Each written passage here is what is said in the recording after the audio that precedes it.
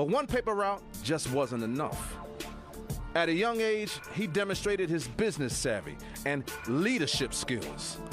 Barksdale says he organized his own group of boys to muscle out competition and seize territories of other paper boys over a wide area. We were kids, and we had a gang. We were the 40 Thieves, right? And we were in the projects. And, they sold, what, 3 or 4 major newspapers.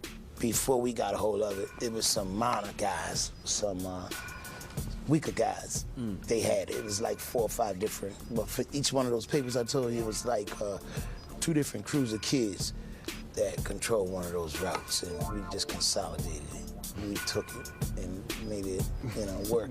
But we brought them all in with us, though. Oh, okay. Nobody died, When Barksdale wasn't throwing newspapers, he was busy practicing his hustle.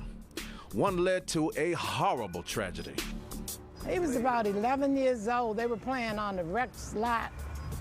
And I was like in school. I had just started community college. And I was upstairs washing clothes, and they ran and told me he had had an accident.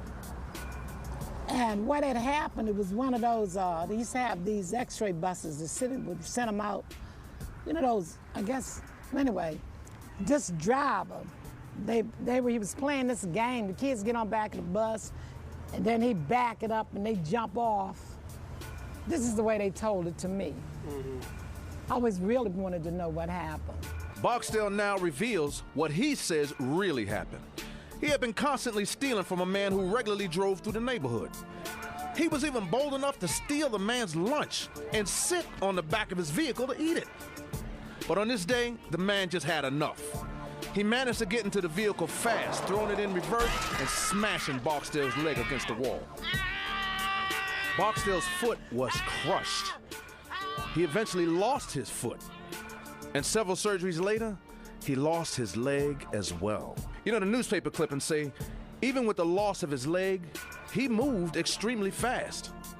It didn't stop Barksdale's activities, and it may have hardened him as a hustler, and he would discover later that it helped him in court. Hustling and newspaper routes didn't come close to satisfying Barksdale's needs and desire to have more money in his pocket.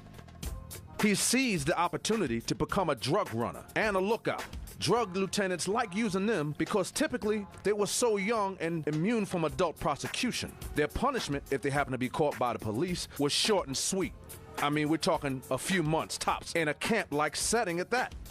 They could quickly be back out on the street, and they earned their rite of passage. Punishment dished out by Barksdale's mentor was allegedly quite different.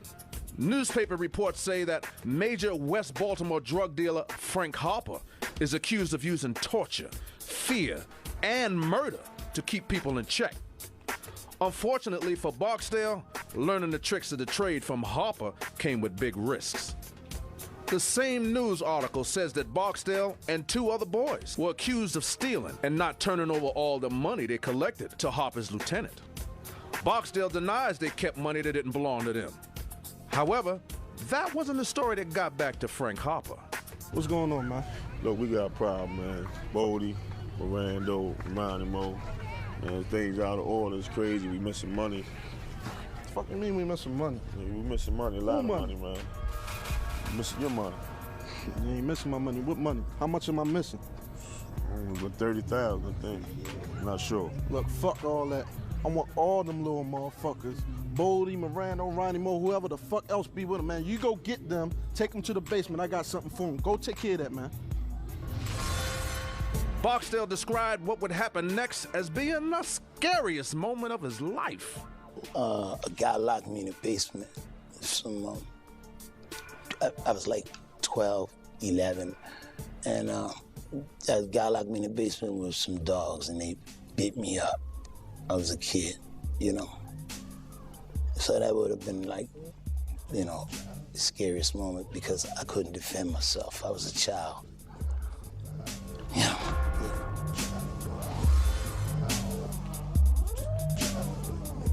Frank Harper used dogs as a weapon.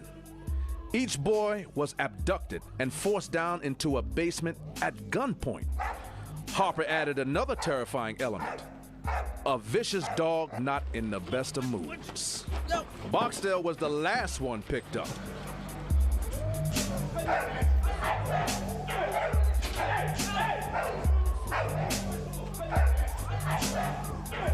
When Barksdale arrived, one boy escaped. The rest of the boys had to make a choice: take a bullet to the head or face man's best friend.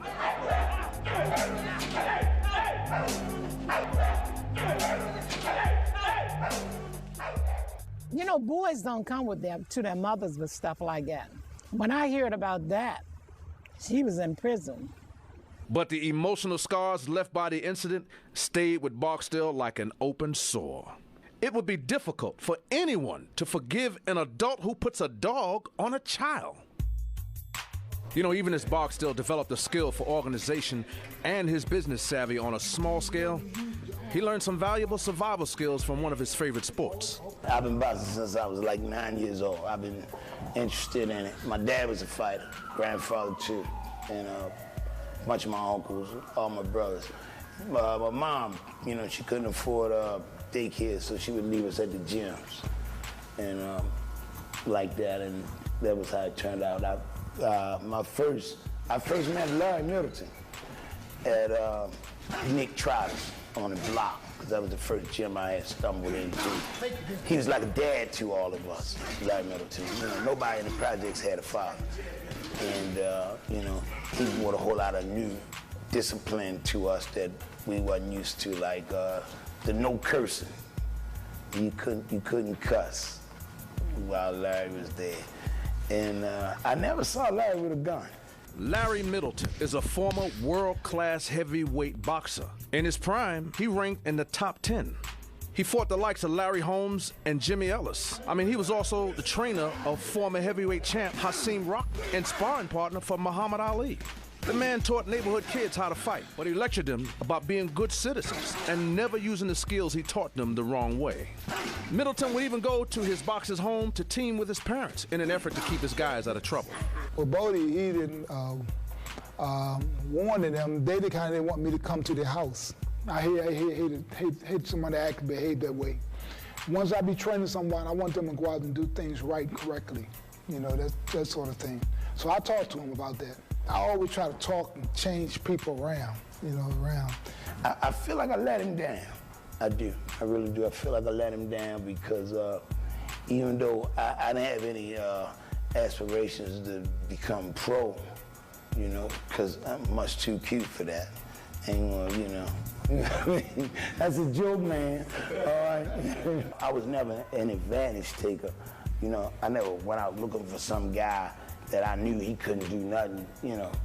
But when we had business disputes, it was the lesser of the two evils. I mean, you know, instead of putting my finger on him, I'm like, you know what I mean, strike him. And he get the message and he get the money and that type of thing. Another one of his boxing mentors was Marvin McDowell. Now, he's a former lightweight champion, Maryland Hall of Fame inductee, and the owner of Umar's Boxing Gym. Like Middleton, McDowell also tried to steer the teenagers like Bodie away from trouble. I know Bodie from boxing, you know. Was he good? He was all right, you know. I'm saying he could have been a whole lot better if he stuck with it, you know. But, you know, he was good with the hands. Now, somebody on the street, they had a problem. But, you know, somebody in an organized situation, as far as like I was in boxing, you know, with the techniques and everything, and running and getting in shape, it's a whole lot different than the street. You know, you hear things, you know, here and there, but I knew him for what he was doing in boxing, you know, and it just used to surprise me when I would hear, Bodie this, Bodie that. Man, that ain't the Bodie I know, you know. But it was the Bodie Barksdale that the street knew all too well as he transitioned from hustler to young businessman who had a product in high demand. I had 5 sons, 5 living sons, and my oldest son, and I worked a lot. So he went to school, he never hooked school. You know, he got pretty good grades in school. So I thought everything was good. I really thought everything was going good until I wound up in court.